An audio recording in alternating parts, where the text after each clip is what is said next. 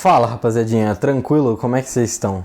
No vídeo de hoje eu vim trazer algumas ideias para a melhoria do futebol feminino. A realidade no Brasil sobre o futebol feminino é de gerar pouco interesse. Isso se deve por dois motivos: a falta de cultura futebolística em relação à nossa população de assistir a categoria feminina e também a baixa qualidade dos jogos que são entregues pela categoria. Mas eu acredito que isso possa ser mudado da seguinte forma: tenho algumas sugestões para esse tipo de melhoria e aos poucos podemos fazer com que a categoria se valorize e o futebol feminino torne-se cada vez mais viável, assistido e rentável. Essa mudança de panorama poderia ser feita de dentro para fora, atraindo cada vez mais esses interesses comerciais, esses acordos, e profissionalizando e tornando cada vez mais competente o futebol feminino. O passo número 1 seria uma adaptação nas regras. Primeiramente, uma mudança nas regras seria essencial para aumentar a fluidez do jogo do futebol feminino, assim dando mais emoção e competitividade para a categoria. Uma vez que as atuais determinações do futebol foram pensadas há muitos anos atrás, visando a categoria masculina, ou seja, o futebol masculino. Sendo dessa forma, como os atletas homens têm um biotipo mais favorável geneticamente para a competição no esporte futebol, seria essencial buscar medidas para poder igualar a intensidade do jogo masculino. Sendo assim, poderiam ser feitas reduções das medidas de campo, reduções das medidas do gol, uma quantidade maior de substituições, talvez uma redução do tempo de jogo, ou até mesmo que um jogador que saiu pode voltar a campo. Essas são apenas algumas das medidas possíveis para essa adaptação nas regras visando essa melhoria. Agora, o segundo ponto é uma adaptação dos clubes em relação à valorização do produto.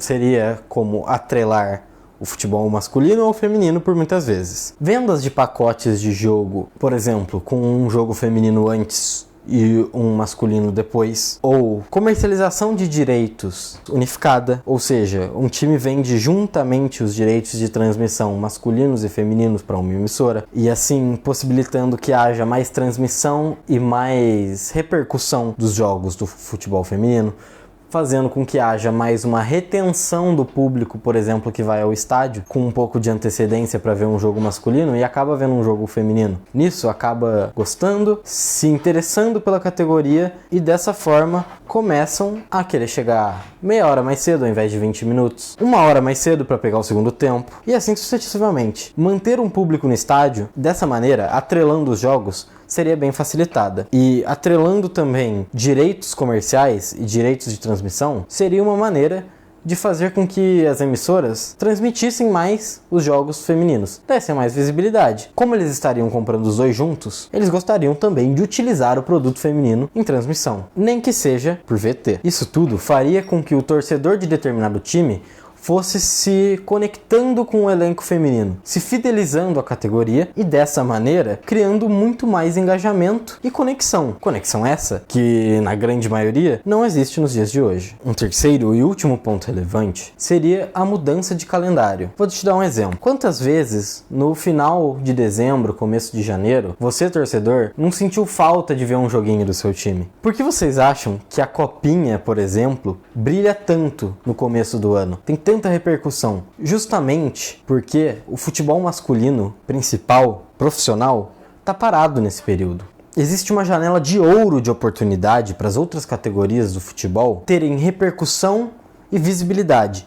E essa janela é do fim do Campeonato Brasileiro de um ano até o início do estadual de outro. Essa janela, que pega um pouco de dezembro e até o meio de janeiro, é a oportunidade perfeita para mostrar competições e conseguir muita visibilidade, justamente por essa saudade do público, do torcedor, de ver o seu time jogar. Um evento como a Copinha, por exemplo, é muito esperto de aproveitar essa janela de oportunidade para ter a sua visibilidade para a base, que em momentos-chave da temporada não aconteceria.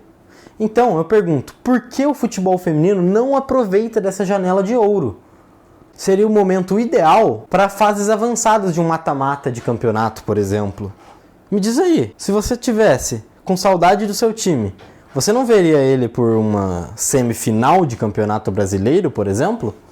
Então, uma mudança de calendário para se adequar a esse período seria ideal, porque cá entre nós, não vai ser do dia para a noite que o futebol feminino vai conseguir competir com o masculino em termos de repercussão. Então, aproveitar as brechas para ter mais visibilidade é muito válido. Não aproveitar essa janela de oportunidade é simplesmente burrice. Digo isso com todas as letras. Não faz nenhum sentido financeiro, mercadológico e nem esportivo. Todo grande evento esportivo quer ser assistido. E por que não aproveitar essa brecha? Sabe? Os times poderiam lucrar mais, ter mais visibilidade, melhorar a condição das garotas. E com isso, as pessoas passariam a se importar mais com a competição, melhorando a categoria de forma geral. Enfim, essas são minhas propostas. Fiquem à vontade para comentar, debater aqui abaixo nos comentários. E eu vou estar respondendo todos vocês. Deem suas próprias propostas e me digam o que acharam das minhas. Enfim, vejo vocês no próximo vídeo. Até mais.